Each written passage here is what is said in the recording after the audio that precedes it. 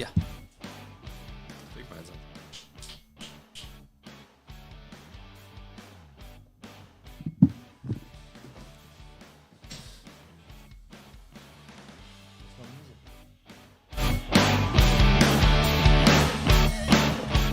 I see 58 right now. Hey, everybody, how's it going? Matt Yake, the Helpful Home Inspector, back at Hartford, Wisconsin for the live show this Saturday. And today we have a special guest, John Gordy, and we got our co-host, Mike Severson, in here.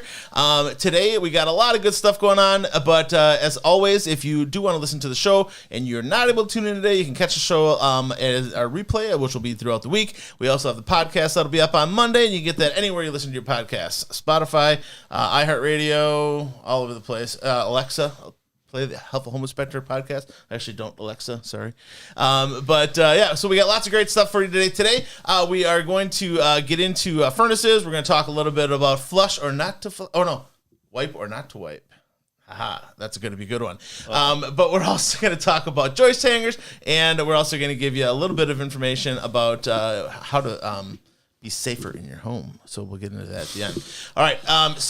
Today we were scheduled to have Bob Gordy. I know I advertised that last time, but Bob is out ill today. He's not feeling well. I don't know if it's sick. He's more injured. Yeah. He's on injured reserve. His neck has been bothering him. Yeah, his neck's been bothering him a little bit. So he's out on injured reserve today. Bob, we wish you nothing but the best. Hopefully you get back, and hopefully you're watching this. You can get on there and say hi if you want. Oh, Kate's on there. Your mom's watching, dude. Like, check out that. Hey, how's it going, Kate? Bob is hopefully going to make it back here. We have another one coming up in a couple weeks with Rick Myers from Myers Electric going to come in. We're going to talk about electrical safety in your home. So that'll be a good one when Bob gets back and feels better.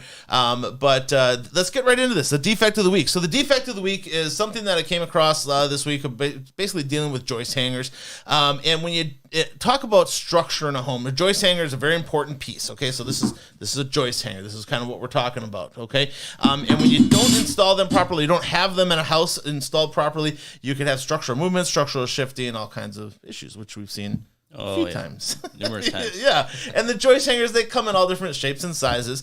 They can be used for TJIs. They can be used in regular lumber. They can be used in double up lumber. They can be used in lamb beams. They can use all kinds of stuff. And metal brackets and stuff just really make that stronger, tighter, ties it together, holds things, let's get to our video here that shows you where we're lacking a little bit. Tammy, I'll switch over to the computer for me. Hey gang, Matt the Helpful Home Inspector coming in from a house up in Kewaskum, Wisconsin, and today we're talking structure.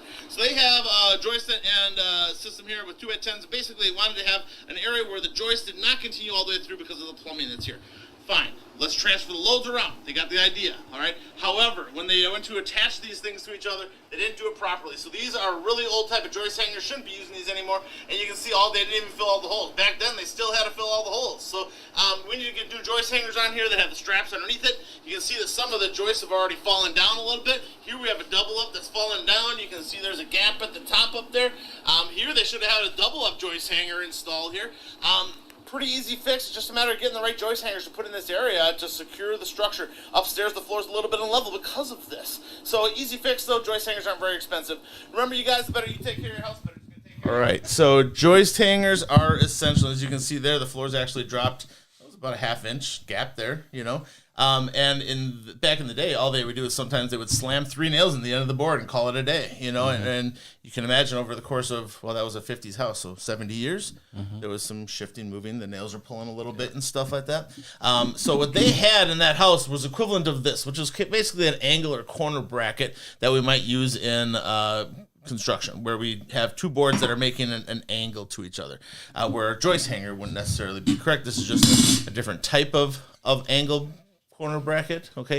And that's all that they were using back then. But the rules are, no matter what bracket you're using, all the holes need to be filled, right? And that's basically how the device is engineered. Now with a joist hanger, you can imagine this goes up against the one piece of wood, the other piece of wood slides down into there, and then there's holes on both sides to tie into the joist that goes out, but we also are tying into that base out here as well.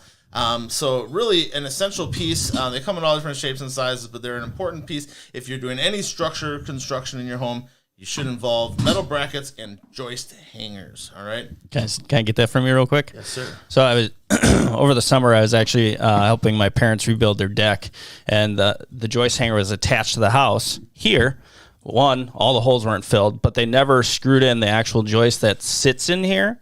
So no screws going into the side of it holding it to the house. So as the deck settled on the end, it actually pulled that joist away from the house itself. So there was anywhere from a 1/2 inch to, an 1.25 inch gap in between this end joist here and the house. So that's why you're supposed to put nails, put screws in all of the holes. Yeah, nails or screws. So there's different products. So this is a joist screw. I don't think it looks a heck of a lot different from a regular screw, except for that thicker head on there. But they also have joist hanger nails. Now, building code says you have to use a product that's designed for joist hangers. They do make a nail gun version of the nail that you can use for putting it in. It's got a little guide tip on there that you put right in the hole, and it slams it in there. But either way, whichever way you like, I enjoy this. I like using the screws better because I find when you have two pieces of wood like that, getting a hammer in there just right, you're always just so hard, Impacts make it so much easier. Oh, and fast. I mean, you throw a Torx head on there. Yeah. I mean, if you needed to for whatever reason to get it off, you can, and you don't have to sit with a pry bar or a cat's paw and get the darn thing out. Tammy? And screws always hold better. Oh, yeah. It seems anyway. So here's a picture of what one would look like installed.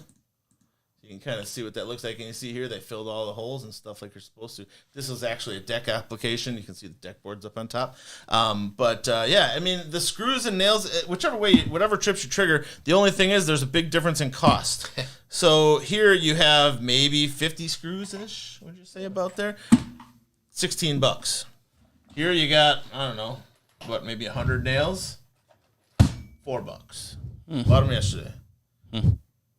Big difference. When you're talking about how many holes are in that thing, 4, 5, 6, on one side, 12 holes. That's a lot of holes. Yeah, I mean, there's a lot of holes to fill, and you're talking about a lot of fasteners. So maybe if cost is the big thing for you, nails might be a better option, but it's gonna take a heck of a lot longer just because they're so hard to nail in. It's hard to get your hammer in there just right to nail it. I like the sound my impact makes. I like the sound well, John likes to nail things. So as far as the joist hanger goes, you guys, whichever way you're doing it, doesn't really matter. The main thing is that you're using it. Okay. As far as the joist hangers, I think we're good.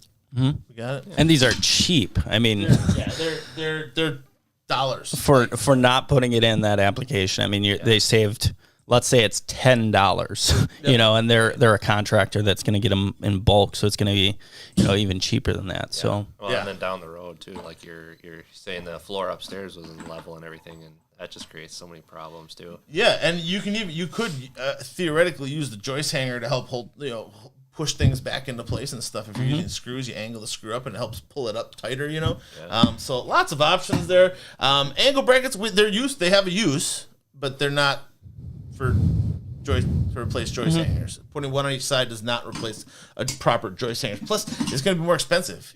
This angle bracket is about the same as this joist hanger in cost. But then you need one on both sides. You have to use two. Yeah, it wouldn't make any sense, So, if you're not saving any money. And then you got 16 nails or screws versus 12. Versus 12. So, you're using more fasteners than two. Yeah, for sure. All right, so that is our defect of the week. Let's get into our co-host question of the week. So, Mike, John put a mini split in your basement. Yeah. Mini split's a heat pump. And you had that installed because you remodeled the basement. It's a fairly large basement. I mean, probably, it's 1,000 square feet. 1,000 square feet? Yep. Thoughts? I like it.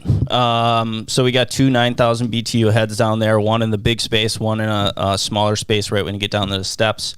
If you know anything about heat pumps, they lose efficiency as it gets colder outside.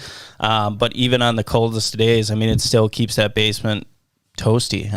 We keep it at about 65 when we're not down there, and it keeps up with that no problem. And we get down there, we can crank it on high, and one head or both heads, and the whole basement is heated up in less than 10 minutes. Big difference in your electric bill when you're using it, or no? There is a difference. Yeah. I mean, during the winter time, I mean, we don't use it during the summertime really at all. I'm going to try it this year just for dehumidification, but we really haven't used it during the summertime because it stays nice and cold. It's a basement.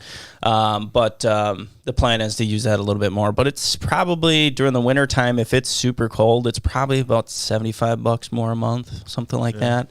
I mean, and that's depending on how much we are down there, you know. And so the heat pump is just using electricity. There's no fuel source. There's no gas, no propane, none of that other than the electricity, which is going to operate pumps essentially. Just pumps them. Compressors and a couple fans. Yeah, just moving the liquid and stuff. do we have one on heat pumps already?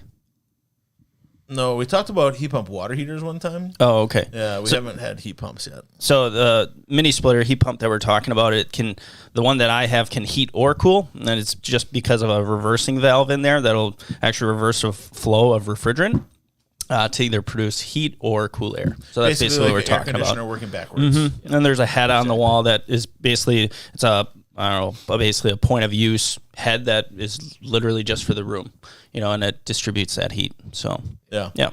Yeah. A lot Cool. of different styles out there too. Oh yeah. A lot of people, you'll recognize them by a kind of a white canister on the wall. Will be the most common that you'll see. But they actually can build them into furnaces and stuff too, as like a ancillary. Yeah, an extra. Yeah, just source. basically like a coil that's like your regular air conditioner. Yeah. Yeah. I gotta send you the picture. I found one about 4 years ago that was actually a picture on a wall, and the whole face. Did I send you that one? No, but I know what you're talking about. Yeah, I've seen them. The whole face of the picture actually tips out, and your heat comes out of the top of the picture. Oh, that's pretty. Because there was a remote in the room. I'm like, where the heck does this? So I just start clicking, and then all of a sudden I hear the buzzing, and I'm like, what the? And I went over to the picture frame, and it was out of that picture frame. Yeah. So Yeah, a lot cool. of people don't like the head look on the wall. So Yeah. they give you a lot of different options too. So, But it's, I mean, in Mike's application, it's in the basement. Yep. Yep. Yep. And it's still a clean installation. Oh, yeah. I don't think it looks bad, but yeah, very cool. The next thing we've got is our special guest, John Gordy from Forward Mechanical. Thanks for coming today, buddy. John is HVAC technician of how many years now? it's been about, working and not including school for the first year is probably about 9 years. Yeah. I think. Somewhere in Yeah, there. John's put his time in, and one of the things that I always am curious from asking guys that are in the trades is, having been in the trades for 9 years, is it still a viable thing? Yeah.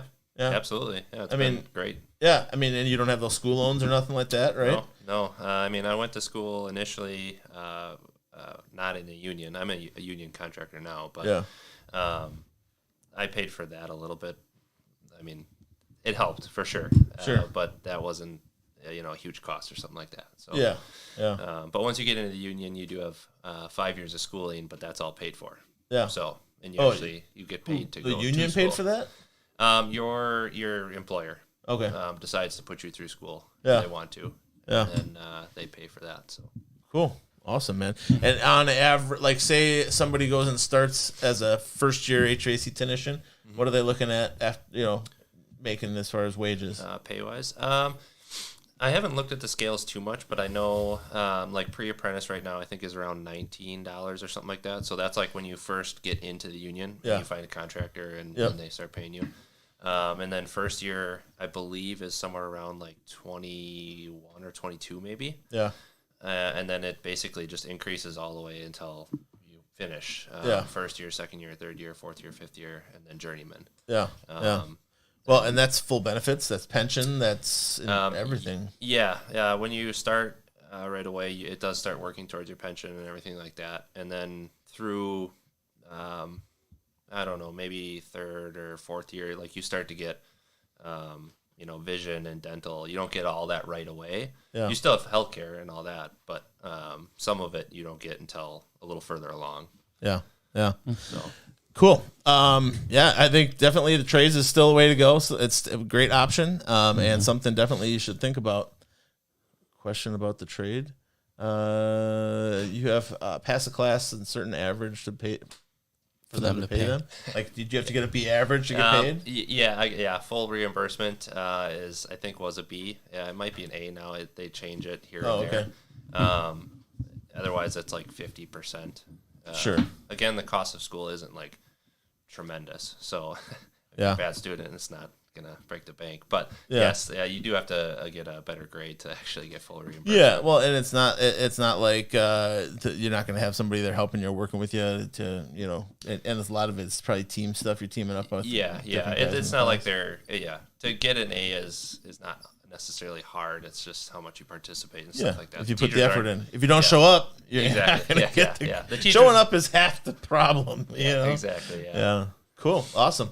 Now, as far as our main topic of the day, we're talking about furnaces. We're talking about understanding your forced air furnace. And to kick that off, we're going to do a little bit of a history lesson in forced air furnaces. Now, the furnace history, okay, started out with wood burning fireplaces and things like that. That was into the 1800s. Then we had wood stoves and boilers in the 1800s. We're still not talking about forced air conditioning, none of that kind of stuff until the early 1900s. Okay, so one of the things that I wanted to point out this week is that the conventional furnace, as we know it today, the first patent for that was filed in 1919 by an African-American woman, which in 1919, we got to understand this is pre-civil rights movement, pre-women's movement, pre-everything, and yet an African-American woman in 1919 invented the furnace as we know it today now. There's some varied history about where she went after that. But ultimately, that was where the first patent was filed and stuff. That formed the way to, in the 1930s, we actually went to a forced air where there was pushed air through ducts and things like that. Her initial one in 1919 was, Tammy, you want to switch over to the computer? The initial one in 1919, basically it was just the heat was rising through the ductwork to move to the different parts of the house is what her thing. Now, eventually, somebody put a fan to that and made that a thing. But, there was some changes. Now, there was also some varied pictures of her online. This was one of them. And there was another one of this one that's commonly used as well. There's a lady out there that kind of did some research on all this stuff and kind of debunked some of that stuff. But I don't know. Either way, she's an important woman in United States history, and she deserves to be talked about. So now, as we get into our furnaces as we know them today, there's lots of different parts, lots of different moving pieces. Hence, you need an intelligent technician to work hard for you to make sure that you're taking good care of your system, and also that your system is going to make your house comfortable for you. Okay. Now, as far as the place where most people interact with their furnace on a day-to-day basis, your thermostat. Right, lots of different kinds of thermostats. You can get smart thermostats and mechanical thermostats and mercury-driven thermostats. Which is kind of an old school thing. But the thermostats are going to send a signal to the furnace to do what, John? Give it a call for cooling, heat, fan, whatever temperature you're looking for. Yeah, the thermostat can just turn the fan on. It can turn the burners on. It can turn the air conditioner start running and stuff. And it basically sets a sequence of activities for the furnace to do to make your house more comfortable. The burners, typical house, 3-burner system for your average 2,000 square foot house, 3 or 4. Yeah, probably 3 or 4. Yeah, Yeah. 60, 80,000 BTU. Yeah, if you had an apartment or something and it's only 1,000 square feet, it might only be a 2-burner system, right? Yeah. But really big 100,000 BTU might be a 5-burner, I think, maybe at the most. Generally, they're 5. Yeah. Yeah. And then in that burner, it's going to basically have a heat exchanger, a secondary heat exchanger. And what it does is the burner blows the fire or flame into the tube. And then that tube is insulated from the air that runs over the outside of it so that the carbon monoxide and stuff can't get into the air that's going to be pushed out to the house. And then that tube goes through a series of pipes that it heats up, and then the air runs over those hot heated up pipes and goes out into the house. Those heat up pipes are what we're talking about with the heat exchangers. Yeah. Now, heat exchangers, as far as those go, I have a picture of a cracked or damaged one here. You can kind of see what that looks like. That's really bad crack. But Yeah. so here's kind of how the system works. So Tammy's got the computer up there. You can see where we have the blue lines here, where the air is getting drawn back to the furnace as room temperature. Goes in here, goes over the burners, goes over the heat exchanger, comes out as heated air. Now this works the same way with cooling, except your burners aren't running. Your A-coil, this kind of angled shape piece here, is actually doing the cooling.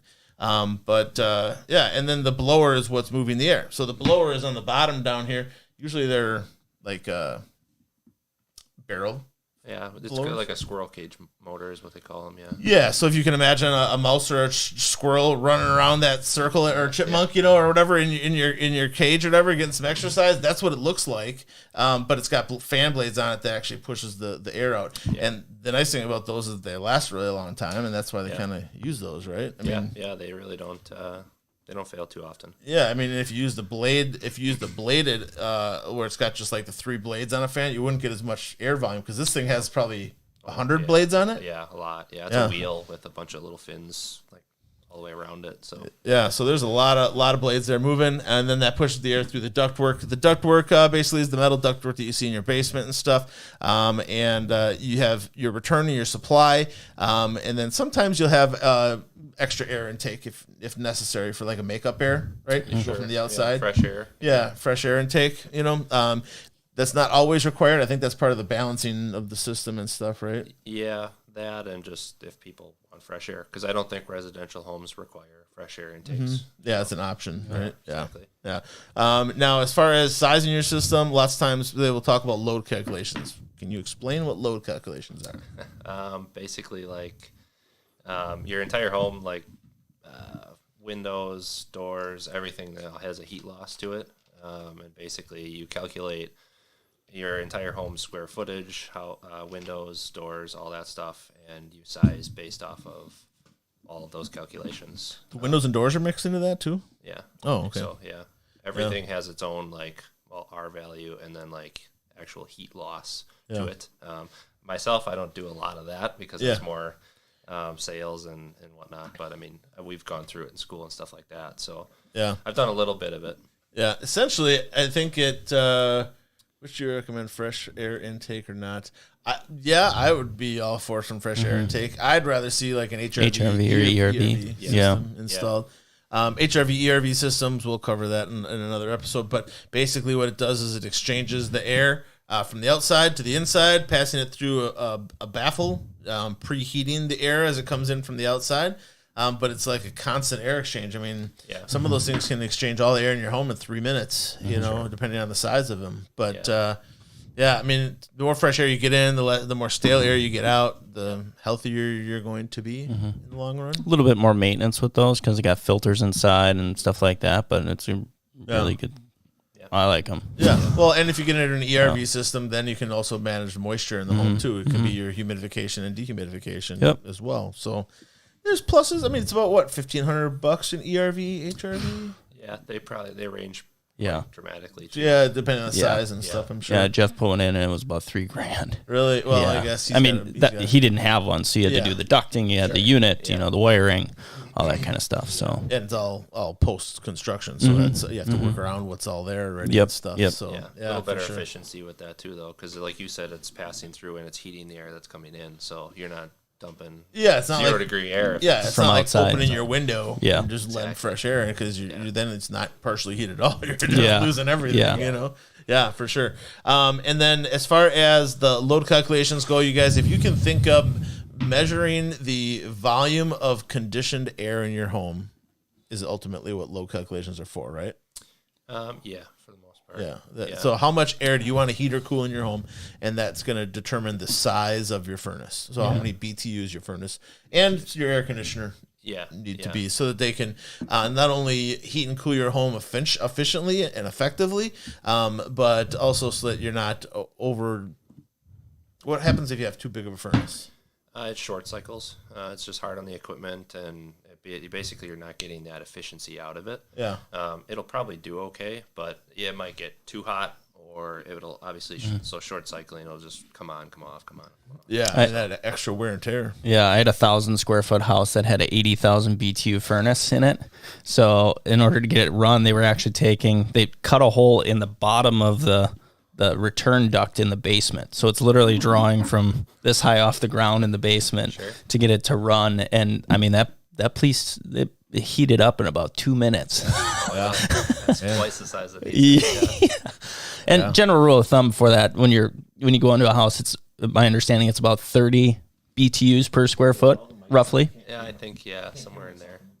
Yeah, I can't hear anything anymore.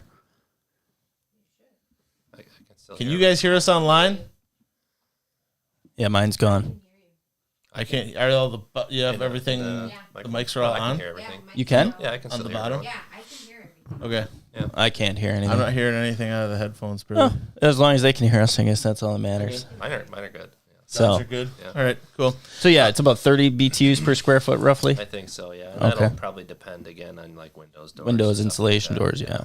Gotcha. How much heat loss you have? Sure. Yeah. Yeah.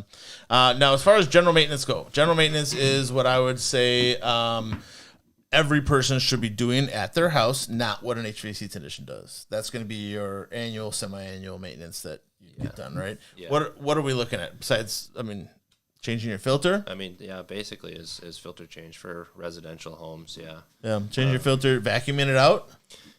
If you want Careful. to, if it's really dirty, I mean, generally like most homes, if it's a relatively clean house, like it doesn't get that bad. That's what your filter's for, and Sure. it's gonna take all that dust out Yep. mostly. So. Sure. So as far as the filters go, you guys, there's lots of different kinds out there, and the thing that we come across a lot is poor filters, right? Or filters Too many that- filters? or wrong size or filters? wrong size, or missing filters, or there's a lot of stuff out there. Yeah. Now, the most common filter you're gonna find is a corrugated paper filter like this. Okay, very good. It does its job. This is what I would always recommend. That's what I recommend. Okay. It's like $6 to $10, Not very depending much. depending Yeah. on if it's on sale or I not. mean, this is a 1-inch For a filter. 1 inch, yeah. You can get a 4-inch filter, 6-inch filter, whatever. And if you want to go with a larger filter, you can have the HVAC technician put a larger box in. Yeah, right? yeah. There's a wide variety of cabinets out there. Yeah. Yeah. And the other way you can go is this right here. Now, look, you can see me through this thing. If you can see me through this thing, how much stuff do you think it's going to stop? Not much. Okay. So definitely look at a paper filter versus your see-through filters. These are cheaper, okay, but they don't do as good a job, and you're going to have to replace them a lot more frequently. Well, These and, ones. and it says it on here too. So like here's the MERV rating on it. That's the density of the filter. So that's a 10. That's a The 10. MERV Yeah. 10. Yeah, so John, it's basically the density of the filter, how much air flows, how fast air flows through it. Yeah, and like what the particulate it can pull out. Oh, okay. So the Yeah. higher the MERV rating, the denser the filter. Yep. So when you're looking at the filter, you want a MERV rating generally between 8 and Yeah. 13. If you get up above 13, you start to restrict airflow. It's hard, yeah. And then you Yeah. have a problem. Yeah. And you'd think that, hey, I want to have my filter stop as much as it possibly can, right? But that's not the case. If you Yeah. stop too much, you're stopping too much airflow, and your furnace can overheat. Yes, you know. exactly, So yeah, a lot of the furnaces we put in right now, like generally they don't even want 13s or 12s. We try to keep it around 7 or 8. Yeah. Just because this is just too dense, and the it's probably not gonna be a dramatic change Yeah. between 7 to 12 or something like that. So yeah, well, and everybody's concerned about health. They're concerned about Oh, it's dust COVID cleaning. and- yeah. So I get it, but there's other things you can do like UV filters and things like that that can help with some of that if you're concerned about health and germs and that kind of stuff. Yeah. yeah, But a MERV too high would you get into like HEPA filters or be like like real Hypoallergenic, bio places and stuff, might get into that MERV 18 and stuff like that, but Yeah. that's not for your residential home. You're just looking to cut down on the dust in your home, cut that and keep your furnace nice and clean and that kind of stuff.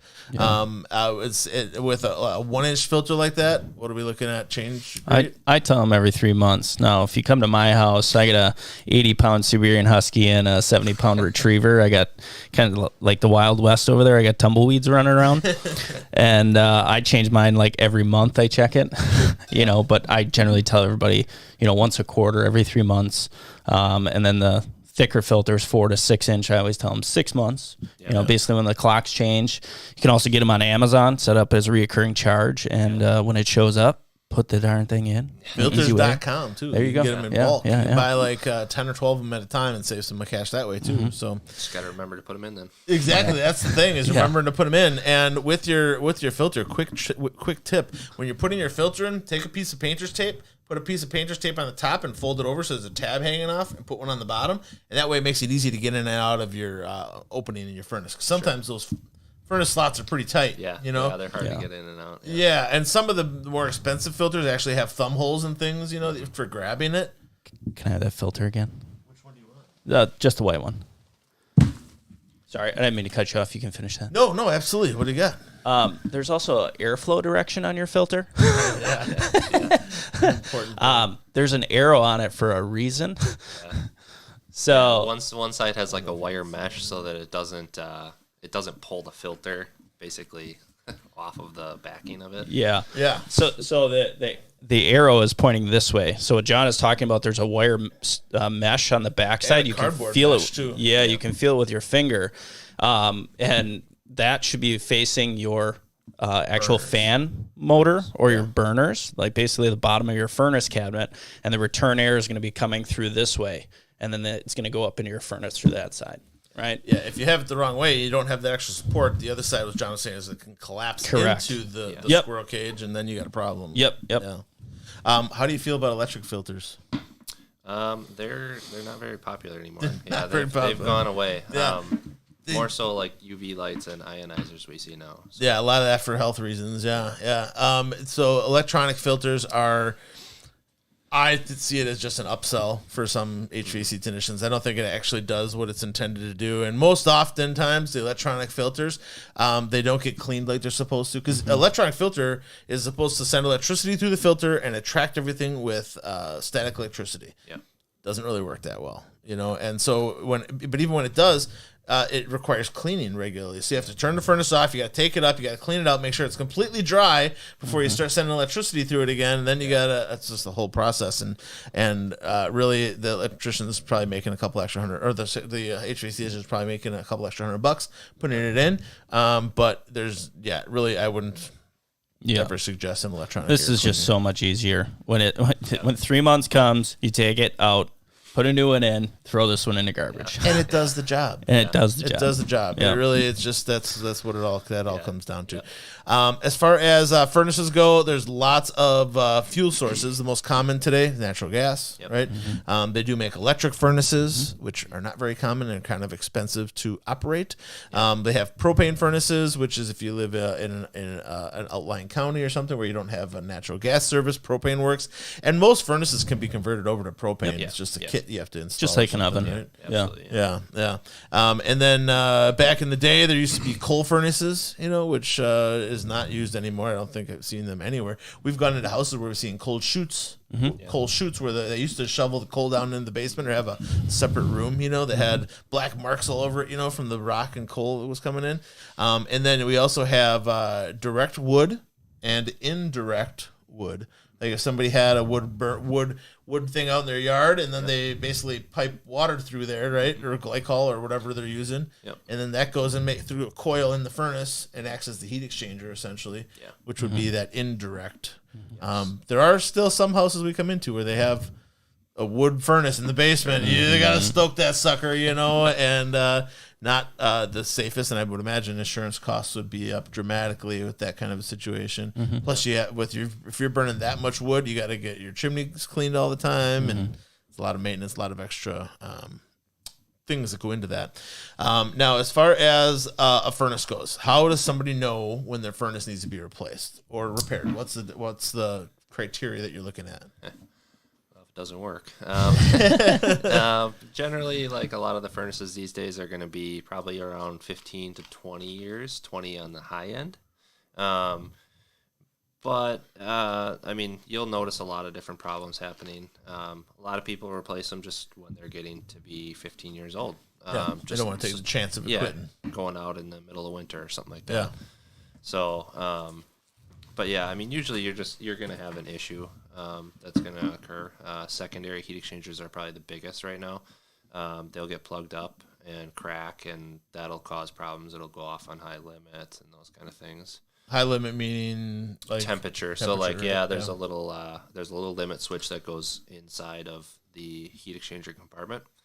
And if your secondary starts plugging, all of your components of combustion can't get pushed out, and then it just gets really hot in the compartment. And it trips off that and it switch. trips off, Yeah. You can just reset it though, right? Yeah. Over and keep over and pushing over the button. again. Or put tape on it, put tape on the reset switch. Yeah. No, don't do that. I'm just I shouldn't be that'd be like taking and putting a nickel in your old fuse that's not working, The not working is the most common thing, and most furnaces these days can be repaired. Yeah. But the thing is, you've got to find where's that balancing point where the repair is at a price point that Exactly, doesn't make that it makes sense versus replacement. So if you're talking about buying and installing a brand new furnace for $4,000, we'll say. Yep. Okay. Then what you're looking at for a balancing point, it has to wager in a number of different factors. Age, how much is the repair? If the repair is about $400 and the furnace is only 10 years old and the replacement cost is $4,000, well, that's easy. It's a no brainer. Pay the $400. Yep. If the furnace repair is going to cost, say that whole heat exchanger unit needs to be replaced, and it's going to cost you $1,800 to replace the furnace, and it's 20 years old. Yeah. Yeah, because the next day your blower motor could go out or your board could go. Yeah. When as soon as your furnace gets up in age, you could be just chasing this rat nest of problems, and you could be spending $8,000 fixing your furnace when you could have just replaced the thing. When the first thing started happening and saved yourself some money. Yeah. So there's a balancing point. Everybody's balancing point is different. There's no set level that says, yes, you have to replace it. Yeah. There are some HVAC technicians out there, not many of them, they don't usually last very long, that are dishonest. They'll be, every time they come out and your furnace isn't working, they say, we need a new one, but those guys don't stay in business very long, and they usually end up fizzling out. But there's a balancing point. You got to find the balancing point that you're comfortable with. Find out what the new cost of replacement would be versus what the repair is, and base that on your age. How not your age, but the age of your furnace. So, if you're 80 years old, no, I'm just kidding. Okay. But the age of your furnace, if it's nearing that 20-year mark, there's not a lot of life left in it. And if you make a repair, know that there could be a different repair next month. So. Something to consider, and your average replacement's about that $3,500 to $4,500 bucks, right? There's a pretty wide variety right now. Yeah, I see contractors quoting over $5,000 for a furnace sometimes. Yeah, well, and a lot of that has to do with the lack of contractors too. I mean, these guys can charge a bunch of money because there's not a lot of guys out there, Exactly. And so that's part of a problem that we're having in the trades right now. Going into the trades. So, but with furnace replacement, replacement's what, 3 hours? Maybe somewhere around there. Yeah. Now they're usually HVAC technicians will usually, if you bundle your air conditioner and furnace together, make it a little cheaper. Generally, because there's less work involved. Yeah. Yeah, because if you got to blend the old system with the new system, there's duct work that has to exactly. be Yeah. So if you just do your furnace, well, you got to take that out and do metal adaptions, and then if you at a later date change your AC, well, you got to come back in and do metal adaptions again, where you could have avoided that the first time. So. And it's a second trip charge, takes a second day, all that kind of stuff. Yeah. So there's definite benefits to doing your air conditioner and furnace at the exact same time, but it's not always necessary. If your air conditioner and furnace are only 12 years old and your air conditioner looks in great shape and it's running and working just fine, you could get another 5-10 years out of it, maybe. Okay. But if you did it at the time of the furnace, you might save what, $800, $500 to $800. Yeah. Ish. Yeah. Probably around. Something like that. Yeah. So something to think about. But there are, like I said, a balancing point where you got to find the place where you're comfortable with. Okay. Yeah. So that is our main topic of the day. If you have any questions for John, longevity. How does maintenance affect the longevity of a furnace? I mean, it's obviously going to help 100%. Like a lot of times people, you come in and do maintenance, it's going to avoid your simple problems, like a flame sensor going out, checking igniters, your trap getting plugged. Catch problems before they become problems. Because a lot of the simple calls we get are, a 5-minute. You can come in and be like, okay, it's the flame sensor is dirty, or filters bad. A lot of calls we get. Honestly, it's just the filter. The filter is just dirty. Yeah. So, absolutely helps. The longevity of the life of it, it's still going to help it, but it's going to help your more so again like a service call coming out in the middle of the night or winter, preventing like that kind of stuff. You're probably not going to get 10 more years out of your furnace. You're just going to save on $150 call versus Yeah, no $75 emergency maintenance. calls and stuff. Yeah, no heat outages Yeah. and stuff. Yeah. Yeah. So that's what I'm hearing. It's basically to make it more reliable. Exactly. Yeah, Right? Yeah.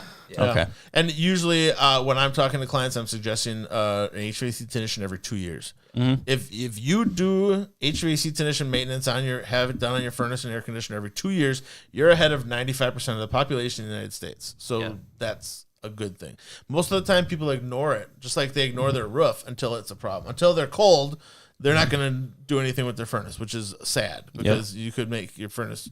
You could kill your furnace doing that kind of stuff. Yeah. So definitely good maintenance is important. Get a tune-up every 2 years.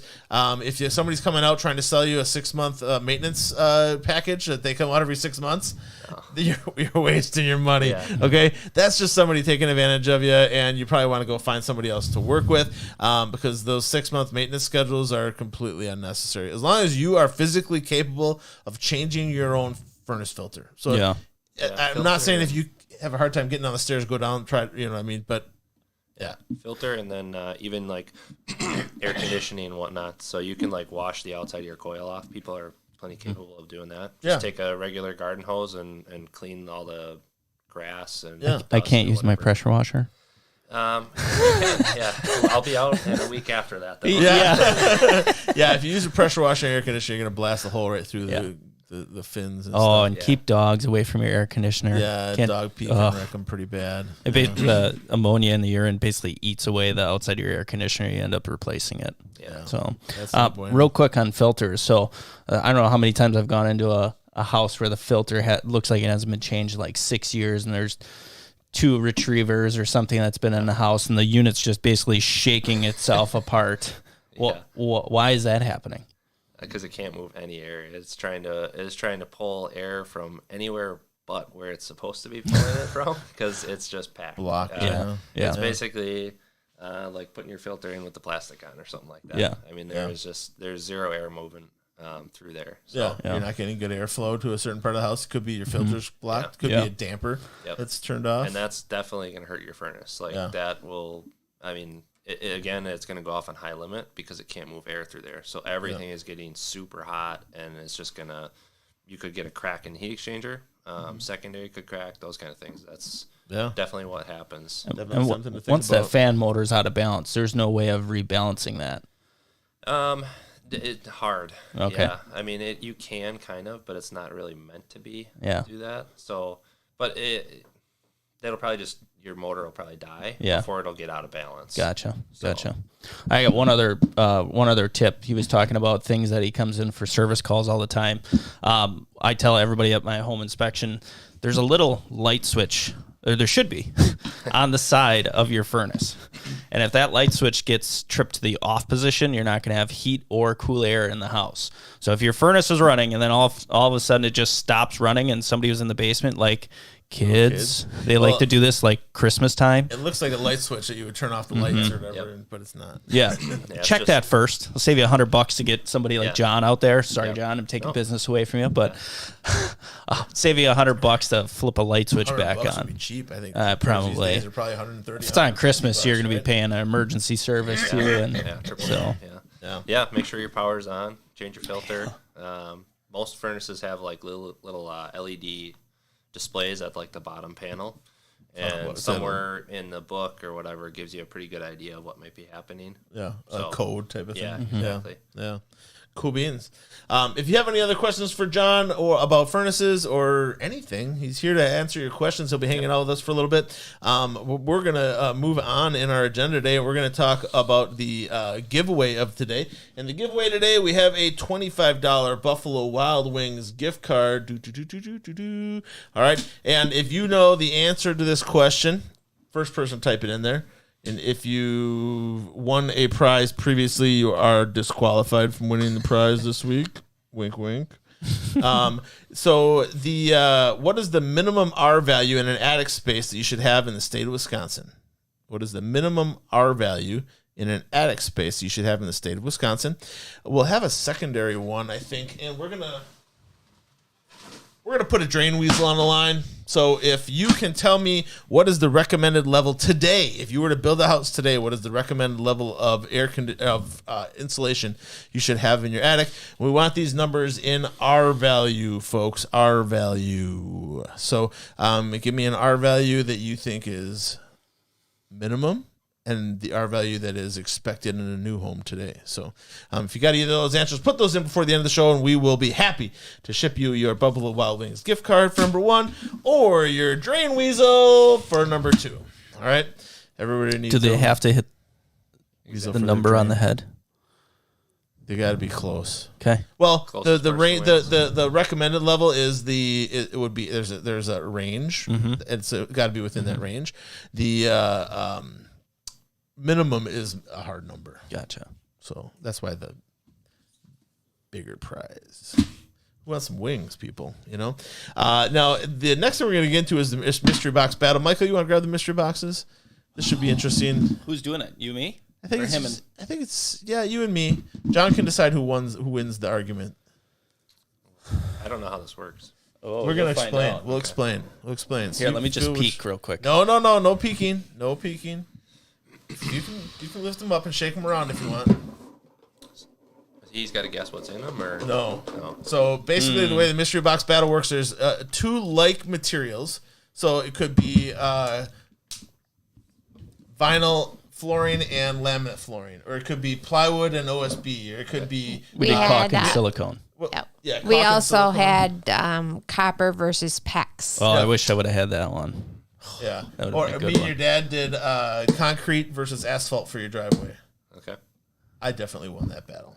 Bob got credit online, but that was just they had sympathy credit for him and his beard, and the fact that he kept talking about his wife. Love you, Kate.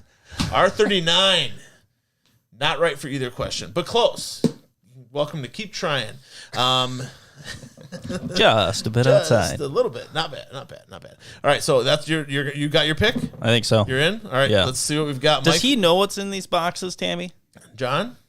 I mean, he probably bought them, but he doesn't know. No, you. Matt does know him. I'm getting to a point where he needs to give me a list, and I have to be the one to put him in the mystery boxes, I'm not- so he I'm not doesn't have preparing. a There's thing. no research that's gone into I this. see how many note cards you got over there. Well, that's just the. So you got to argue your case for what's in your box. Yes, and why Yeah. mine is better than Yeah. his, and he's Yeah. going to argue why his is better than mine. Gotcha. Okay. And we each get 1 minute, Okay. essentially.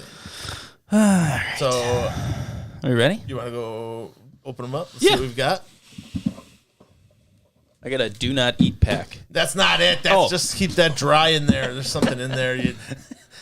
I've got a Oh. nail. Yeah. Mike's got a screw. The Torx.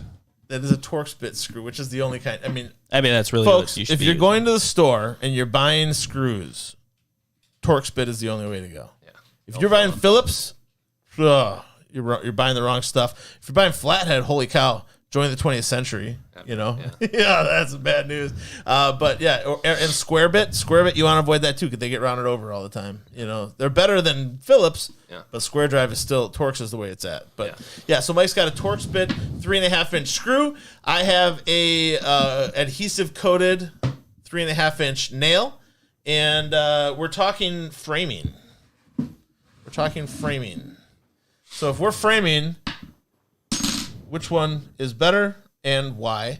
We will give our arguments. If you wish to contribute to our arguments, please definitely share. Mike could probably use a lot of help with his because I know he's going to lose this one. But Mike, We will would you see. like to go first or second? I'll go second. All right, Go I'll ahead. go first. So nails. The nice thing about nails is I can slam 1,000 of these in a couple minutes. 1,000? Maybe. Depends on how fast your nailer is and how fast you You're- are. You you're ever heard pretty of roofing fast. nailer? You're pretty Those fast. roofing nailers, dude. Those go. We're not talking about a roofing nailer. We're talking No, about. but a nail, Okay, a all right, nail all right, for framing. all right, all right, Yeah, I mean, if I had a framing nailer, I could easily Oh, yeah. 16 nails in probably more than that if I got going. But I can put a lot of these things in. They have glue adhesive on them. Mm-hmm. They even make them in ring shank and all that kind of stuff that makes them harder to come apart. They can also be put into a basically it's a nail gun that doesn't require a hose anymore. So now we can do it with electric nail guns. We've had that And- for years. It's called a screw gun.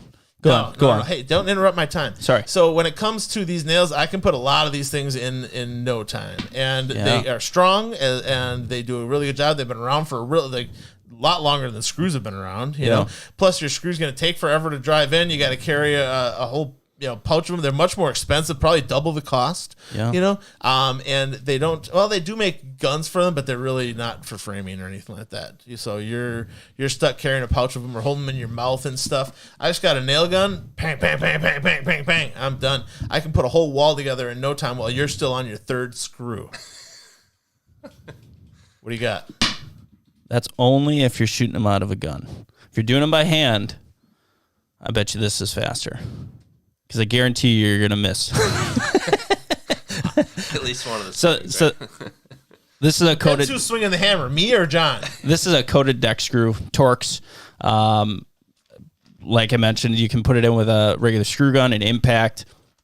And I think this is better because I can take these out very easily and reuse these. That's a one-time use. Sorry, I don't want to interrupt. That's a one-time use. And this is going to get the whatever you're putting together a lot tighter than that. It's going to pull it tighter. It's going to hold better. It's you can get them in various different lengths, various different coatings on them, also materials. You can go stainless. You can go triple coated deck screw. Spin because you get to use a drill. Yeah, That's just because you like Mike. I No, just kidding. That's Kelsey. I like the sound my impact makes when it puts them in. I like the sound my drum makes. You're just shooting the nail through your finger. See, Kate's trying to help you, dude. She's right. seen it happen. She's right. It's not like he's your a fifth son or something like that. That's irrelevant. Yeah, right. I lost my train of thought. I think it's better. I hands down go for screws over nails anytime I'm doing a remodeling project. All right. Because it holds better. I can reuse all them. right. I got it. That's just my thought. I like nailing things. I like screwing things. Bob's Really, You're gonna boys? make Bob, Really? You're gonna make Bob laugh and his neck hurts. Cut it out. Okay. So those He's are the gonna have to go to arguments, the John. chiropractor. You're framing a house or a wall. Which are you going with? That's tough because I'm kind of biased towards screws. But I would, if framing a house, you're gonna use nails. I mean, the speed and efficiency of it is a lot. But if you're framing a deck, No. This Screws. is just okay. Framing a deck, sure. But a lot of maybe. times- you said But framing. But he said I won the argument. He already said. Don't try to change his mind now. Your minute is up. If you're Your minute building is a up. house, hey, you're gonna use your nails. minute is up. Yeah. Your But minute if is you're up. modeling- Stop. Your minute's up. The screw one.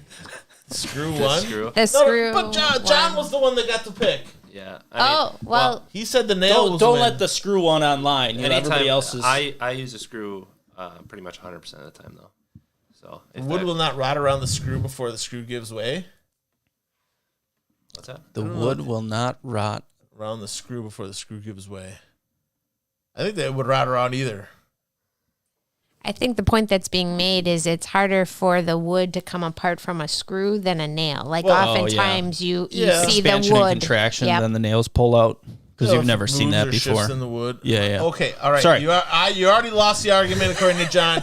You won the audience just because it's like you're like her fifth son. Okay, Yeah. that doesn't. I mean, count. She said will not. If you're Or will rot. if it was a question for framing a new entire house, you're gonna Yeah. use nails. Yeah, I yeah. agree. I agree. You're gonna use nails. There's application for both. Let's Yeah, be there is. real. Yeah. There's a place for each. But when you're framing a house, you're going to be putting in thousands and thousands Mm-hmm. of fasteners. And in the time that Mike can drive 5 of those, I'll have driven 50 of these. Oh yeah. Yeah. So there's a big difference in time, and with the new technology, with the adhesives that are built, like this is they basically coat it in adhesive, and as it goes through the shaft of the. Sorry. As it Goes through the as it materials goes that through it's the penetrating. as it penetrates through the oh my god, sheets. stop it. Okay, it gets heated up and the adhesive activates Hold it together. and holds it together. Yeah. So and then they got ring shanks and stuff that work with it as well, which is kind of nice because the Do wood they? expands. The wood goes away from the rings and then it presses in against the nail. Yeah, there's uses for both for sure. Yes. Yes, I know it's a family show. We're not saying anything inappropriate yet. Okay, so that is our mystery box battle. Hopefully you enjoy that we do this every week as far as comparing two materials or two things that are in construction that would be good. Now, the something that I know that y'all need to know is wipe or not to wipe. That's the question. Now, I had carpal tunnel surgery a few years ago, and it in order to save my marriage, I decided not to wipe. Now, when we get into that, what we're talking about here is bidets. If you haven't looked into a bidet yet, I went to caulk and everything else. No, literally. Wipe. Yeah. So in order to save my marriage, I went and got a bidet because I had carpal tunnel, I had both hands, and they were both in braces and whatever else, and that was just a difficult thing to imagine doing. So we went and we got a toilet seat bidet. Okay, now the one we got is a Brondell. They make Toto. There's a lot of different types of brands out there, but if you've never looked into them, something to look into. Not very expensive. I mean, it's a $200 toilet seat. Okay, however, Tammy likes it when she goes to the bathroom and it's nice and warm. Because it has a heated seat. Has a heated seat in it, and then the little thing comes out when you push the button on the wall, and it sprays your underside and washes you all off and stuff. I mean, super clean, and it doesn't require any wipes. There's, you could get away with using no toilet paper, because there is a blower in there that dries you off. It's like a little hair dryer in the. This is good stuff. Goodness. Aren't you glad you came for this week, John? This is good. The main thing is the heated seat in the winter. Tammy likes the I do heated have to seat in the say winter. that is nice. That to not have to sit down on a cold seat is nice. I'll give her that. But the water coming out is warm as well, so it heats the water as it comes out. It goes through a little electric instant heater thing. And then it squirts, and then you can move it back with the remote control. You can move it back and forth. You can change the angle and the profile of it. If you're a girl, it does have a frontal wash as well, an option. And it doesn't spray water all over the place. It's just underneath you, and then you just sit there for a little bit longer than you normally would because you got to let the heated dryer dry you off a little bit, But something to think about: to wipe or not to wipe. So you still use that regularly? Yeah, not super regular. Like, it depends on what's going on. If something's coming on fast, whatever's the nearest port in the storm, right? Depends on dinner from the night before. Honest, I have never used it, but I do like the heated seat. She's never used the water feature of it because she didn't like I have on my F-150. I have the massaging seats, but it was massaging her in just the wrong spot. That she's just like, this is inappropriate. We're not getting massaging seats, Now she finds if she sits in the correct place, it's a nice feature to have on the truck. But she's old fashioned in that sense. But Kate says it's time to change the subject. Sorry, okay. But does she say she's shopping for one already? Oh. Stop already. Oh, okay. So wipe or not to wipe? That's a good question. The next thing we're going to get into is the tip of the week, something your dad has a lot of passion about, and that is smoke and carbon monoxide detectors, right? Mm-hmm. John's dad used to install smoke and carbon monoxide detectors for a company and had a lot of passion for them. He was at a lot of education things for them and knows a lot about them, and they're important to have in your house. There's an important safety feature. Definitely, you should have a minimum of one per floor. Near the bedrooms or anywhere someone is sleeping is important. They're mainly a device for when you're sleeping because if there's, except for carbon monoxide detectors, that's all the time. But smoke detectors, if there's smoke in the house and you're awake, you're going to be probably aware that there's some smoke in the house and that you got to take action. Yep. The smoke detector is there to wake you up at night in the event that you're sleeping. So minimum of one per floor. Lots of different options out there. You don't have to spend $800 on them. I mean, those are the ones Bob installed were like $800 things, but they lasted forever. They lasted forever, and they were very sensitive. They were very sensitive, and they had a great reputation and that kind of stuff. But if you don't want to spend the $800, that's okay. You can go out and you can buy a $30 one that's got a lithium-ion battery in it that you don't have to worry about changing. It does the smoke and and the carbon monoxide detector all in the one.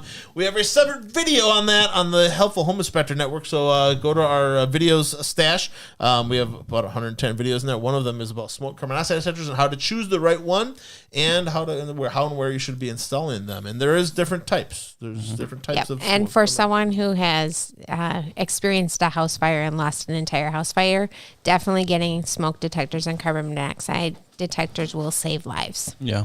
And last time we had Smart Technologies. We talked about they do make a smart smoke detector. This is a smoke and carbon monoxide detector from Google Nest. These are about $200, so they're kind of. They talk to you too, and they tell talk you that to you. the test is going to be loud. Yep. You can get them to talk in different languages. Oh, yeah. nice. So you can do it in Spanish, and there's a couple of other ones. But yeah, so kind of cool if you really want to spend some money on it, but not necessary. If you just if you don't want to spend the money, that's okay. You can still go out and you get that $30 one that's going to do you good. Also, if you can't afford them, you can go to the fire department, and they will probably give you some for free. Okay, so definitely something to get taken care of in your home. Yeah, and the batteries should be, the device should be checked once a month, not only when you burn garlic bread or your pizza in the oven. Batteries changed every 6 months, and all units should be replaced between 7 and 10 years. And on the back of the unit, it says when it was manufactured. There's a little sticker, or it's printed on it, of when it was manufactured, and you should be replacing those. So even the hardwired with the battery backup need to be replaced. A lot of people don't know that or understand that. They still need to be replaced. Yeah, and with the batteries, if there is a 10-year lithium-ion battery in it, you don't need to change that one. Yeah, That's a sealed Still system. test them. Yep, still test them. But the battery after 10 years, the thing has an automatic thing and it starts going crazy. The only way to stop it is to throw the thing away, forcing you to replace it. The National Fire Safety Commission does say that smoke and carbon monoxide detectors that are older than 10 years only work 50% of the time. So that's a gamble that I don't want to take. Go out and spend another $30 after 10 years. So good investment in the safety of you and your family. So go take care of yourself, take care of your family, put those into your home. All right. For the cost I spend on coffee throughout the year, you can buy Yeah. some good smoke and carbon Throughout the monoxide year, detectors. throughout the week. Hey. Starbucks boy. No, today was Okay. quick trip. Okay. So today was a quick trip, That's but because he was running behind. yeah, exactly. Otherwise, he would have stopped at Starbucks for sure and spent $8. All right. So, sorry, we don't want to beat up Starbucks too bad here. Now, next week we have Andy Builder coming in, and we're going to also have a special guest from Resistance Exteriors, Tom and Caitlin Cutts of Resistance Exteriors, and we're talking about choosing the right roofing material for your roof. Lots of different types of roofing materials out there. Tom and Caitlin Cutts from Resistance Exteriors are going to come in and talk to us. If you have a question you'd like us to make sure to talk about next week, you can go to our website, helpfulhomeinspector.com, and you can put that in to make sure that we add that to our agenda to address for you. And then we also have 2 subtopics. One, we're going to talk about the 5 most expensive defects that we find in homes generally, and then we're also going to have another toilet related one, to flush or not to flush. I know this one was intriguing for you. Wait till next week, it's going to be even better. But lots of good stuff coming at you next week. Hopefully you'll be tuning in every Saturday morning from 9 to 10 a.m. If you missed the show this week, make sure you catch it on the replay, which will be out this week, and then we'll also have the podcast up on Monday. Like us, subscribe to us, help us out, people. We're growing this thing. We got 160 some subscribers now. Let's hit 170 by next week. All right, make sure you're hitting that subscribe button. Share it with your family and friends. There's lots of good information that we present to help you better maintain and take care of your home. We bring in the experts and stuff to help us with that. Thank you, John, for coming out today. I appreciate it. Thanks for having me. Forward Mechanical, if you're looking some HVAC technician help, definitely give them a call. You guys do mainly commercial but residential as well? Yeah, we're trying to be a commercial company, but we do quite a bit of residential right now too. So all right, awesome. Look them up. We'll put their information on our website so that you can find them there if you would like. But otherwise, we'll see you guys next week with Andy Builder on the live show here at the Helpful Home Inspector Network. Remember, the better you take care of your house, the better it's going to take care of you.